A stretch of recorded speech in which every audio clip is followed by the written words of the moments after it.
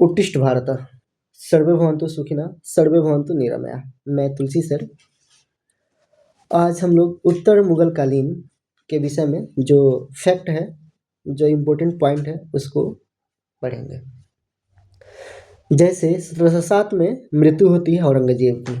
उसके बाद अनेकों छोटे छोटे शासक आते हैं जिनका कार्यकाल छोटा रहा या जो अपने साम्राज्य को बढ़ा नहीं पाए। उनमें से किसके लिए क्या फेमस है, किसने कौन सा कार्य किया, उसको हम लोग देखेंगे। जैसे बात करें हम लोग, इनमें से कुछ बहादुर शाह प्रथम हो गए, मुअज्जम हुआ, शाह आलम फर्स्ट हुए। इन लोगों का शासनकाल जो है 1707 से 1712 तक रहा। तो एक छोटे से समय में ये सभी लोग शासक बने और अपने साम्राज्य में ये लोग पतित हो गए, खत्म हो गए। अब बात करें हम लोग तो इसमें एक व्यक्ति ऐसा है जिसे कहते हैं बुढ़ा बादशाह। ये बहुत ज़्यादा उम्र में बादशाह बना और ये शाही बेखबर के नाम से भी विख्यात है। और इसने ऐसा क्या किया कि मुगल काल अब पतन की ओर जाने लगा। तो ये शाह जो था उसको ही आज़ाद कर दिया। जैसे ही शाह आज़ाद हुआ, पेशवा में जा करके अपने साम्राज्य को फिर से बढ़ाना शुरू कर दिया। इसने 10वें गुरु गोविंद सिंह की हत्या भी कर दी थी। तो ये जो मुअज्जम था, शाह आलम प्रथम या शाह बहादुर शाह प्रथम कहें, 3 व्यक्तियों के नाम लगते हैं, बट है क्या, एक व्यक्ति है। तो लोग इतने सारे नाम रख लेते थे जिसको याद करना काफ़ी कठिन था। जैसे अगर कोई पूछे कि अकबर का पूरा नाम क्या था, तो आप शायद नहीं बता पाए क्योंकि इतना लंबा चौड़ा नाम था उसका। तो बहादुर शाह प्रथम जो है बुढ़ा बादशाह कहलाया, ये शाही बेखबर कहलाया। और इसने ही क्या किया था कि शाहू को जेल से आज़ाद कर दिया था, कारागार से मुक्त कर दिया था। वो जैसे ही कैद से बाहर आया, फिर जा करके अपना साम्राज्य विस्तार करने लगा। यही मुअज्जम 10वें गुरु थे, एक गुरु गोविंद सिंह, उनकी हत्या करवाता है 1708 में। 1712 में इसने क्या किया है तो पंजाब में एक अभियान चलाया और बंदा सिंह बहादुर जो था उसकी हत्या करवा दी। तो ये कारनामे थे किसके, बहादुर शाह प्रथम के। इसके बाद देखते हैं हम लोग जहांदार शाह। जहांदार शाह का शासनकाल है 1712 से 1713 तक, मात्र 1 साल का शासनकाल। और इसने राजा जय सिंह को सवाई और मिर्जा की उपाधि दी थी। तो राजा जय सिंह जो राजस्थान के शासक थे, उनको इन्होंने सवाई और मिर्जा की उपाधि दी थी। और वहीं अजीत सिंह की बात करें तो अजीत सिंह को इसने महाराजा की उपाधि दी। ये वो शासक था जहांदार शाह जिसने जजिया कर हटा दिया था। इसको हम लोग कहते हैं लंपट या मूर्ख कहते हैं। तो लंपट मूर्ख के नाम से विख्यात है ये जहांदार शाह। मात्र 1 साल का शासनकाल रहा इसका। और इसी के दरबार में सैयद बंधु हुआ करते थे। सैयद बंधु जिसको नृप निर्माता कहते हैं, हम लोग किंग मेकर कहते हैं। और 1713 में उन बंधुओं की, सैयद बंधुओं की हत्या करवा दी थी यही जहांदार शाह ने।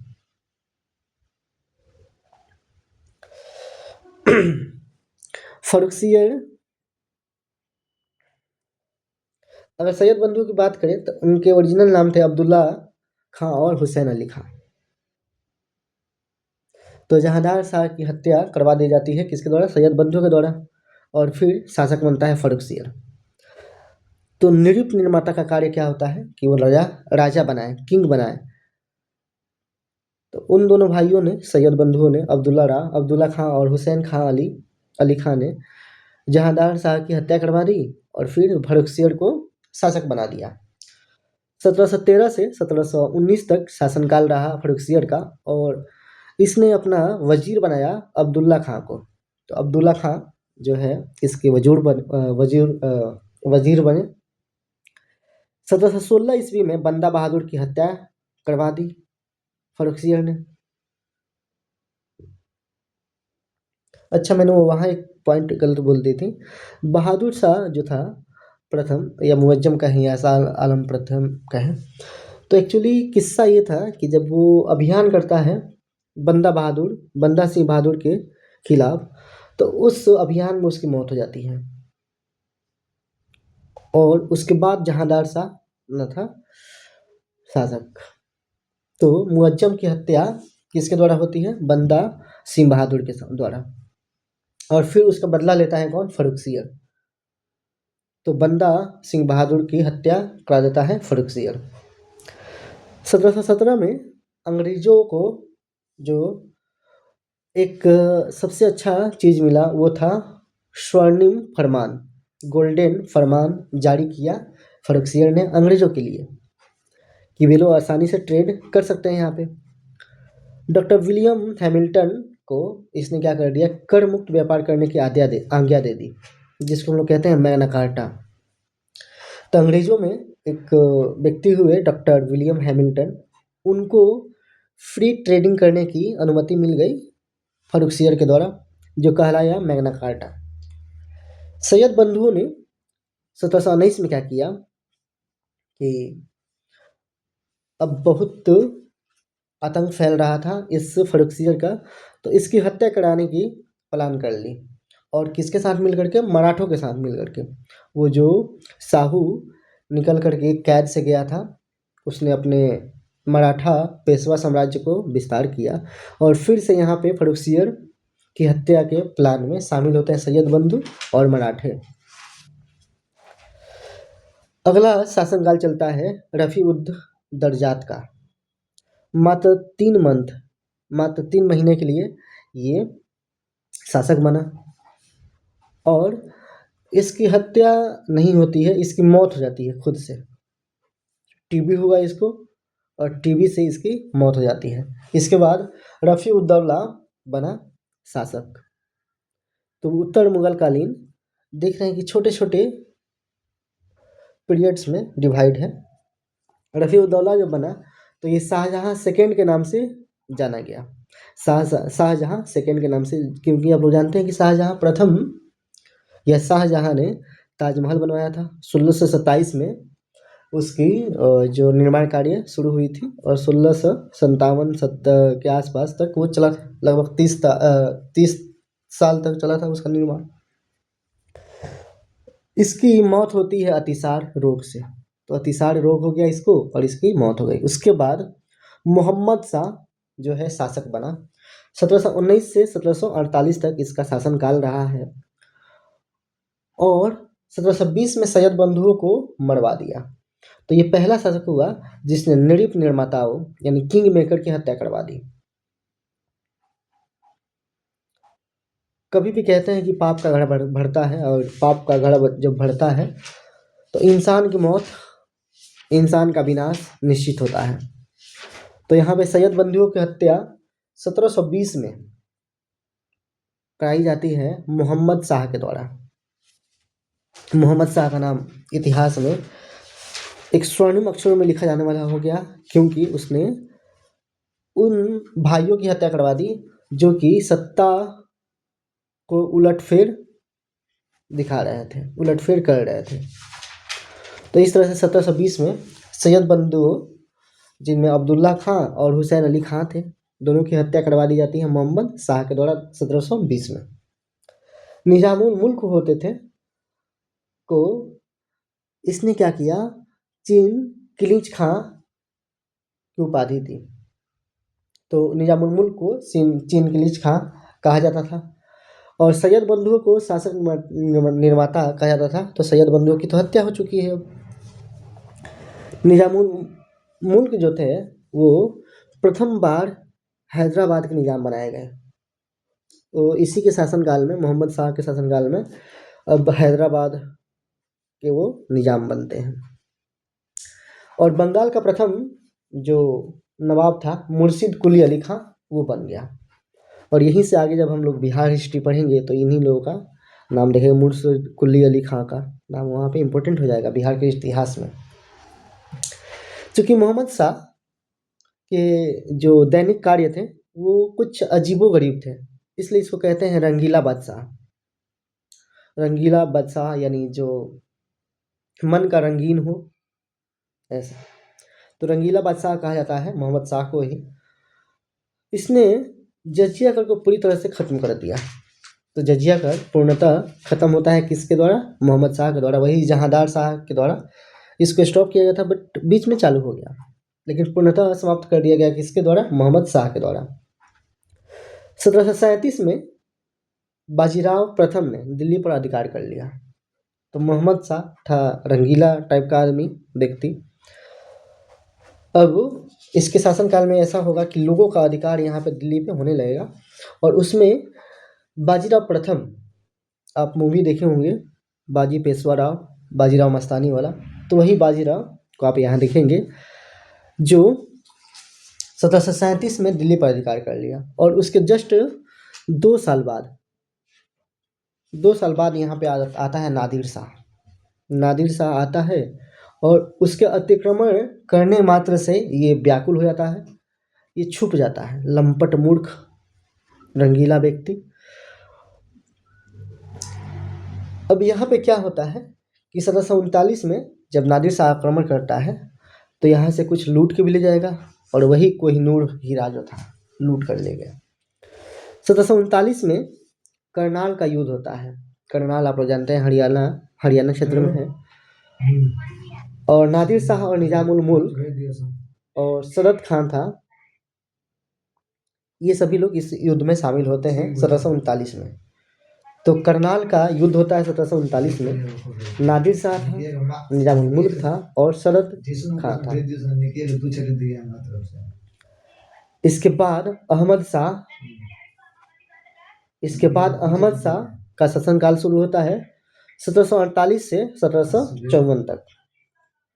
तो 1748 से 1754 तक चला अहमद शाह का शासनकाल, और 1748 में अहमद शाह के विरुद्ध युद्ध हुआ। इसके बाद आलमगीर द्वितीय आता है। 1754 से 1759 तक ये शासनकाल रहा इसका, और इसी के शासनकाल में आलमगीर द्वितीय के शासनकाल में प्लासी का युद्ध हुआ। प्लासी का युद्ध 1757 में हुआ, जिसमें आप देखते हैं कि सिराजदौला की हत्या करा दी जाती है घुसपैठी मीर जाफर के द्वारा। वो जा करके रॉबर्ट क्लाइव से मिल जाता है, मीर जाफर रॉबर्ट क्लाइव के साथ, और हत्या करा दी जाती है सिराजदौला की। तो प्लासी युद्ध में अंग्रेजों की शुरुआत होती है इन भारत पे अतिक्रमण का। और 1757 में हम लोग देखते हैं प्लासी युद्ध के पहले ही रॉबर्ट क्लाइव जो है बंगाल का प्रथम गवर्नर बना था। इसके बाद शाह आलम द्वितीय का शासनकाल शुरू होता है 1759 से 1806 तक चला, और शाह आलम द्वितीय के शासनकाल में हम लोग देखते हैं पानीपत का तृतीय युद्ध 1776 में हुआ था, 1761 में।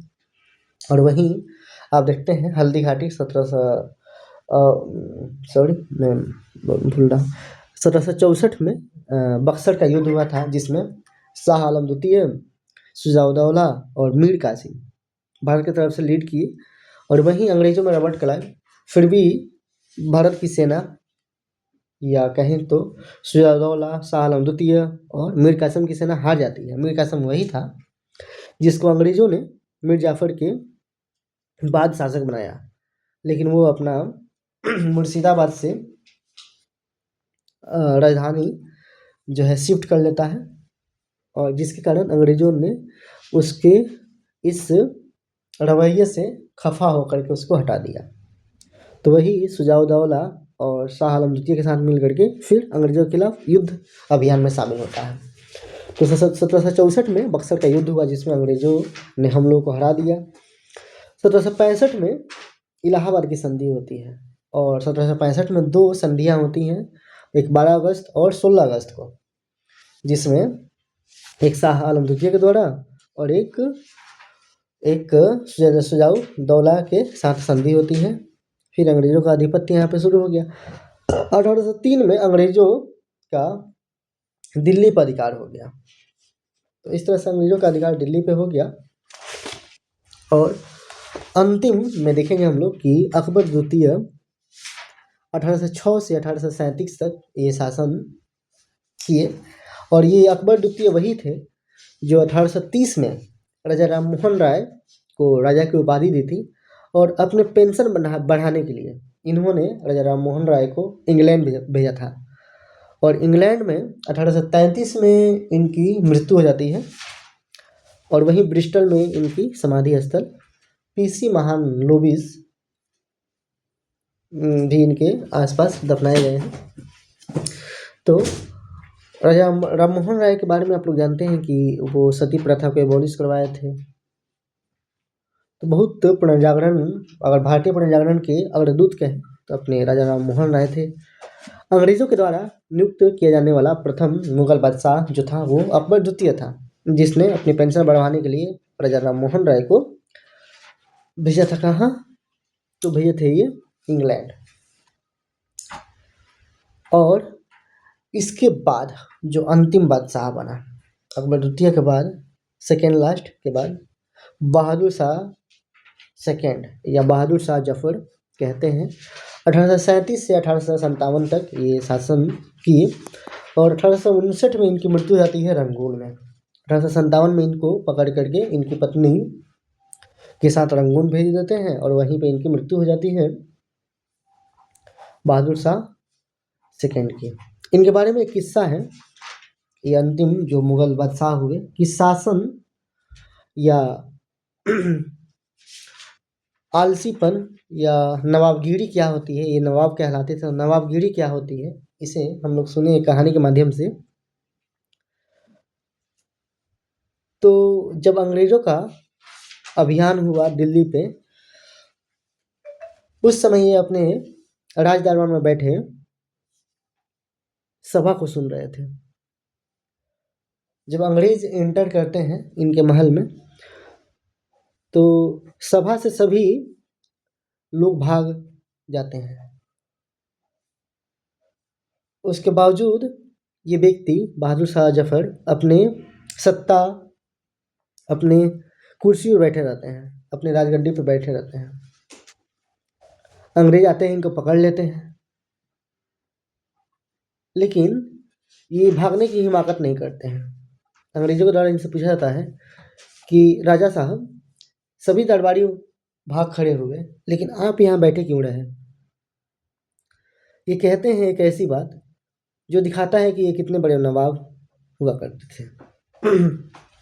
ये कहते हैं कि मुझे जो जुत्ता पहनाने वाला था, जुत्ती पहनाने वाला था, वो भाग गया था। अब मैं जुत्ती कैसे पहनता? मैं खुद की जुत्ती खुद से कैसे पहनता जब पहनाने वाला ही नहीं रहा?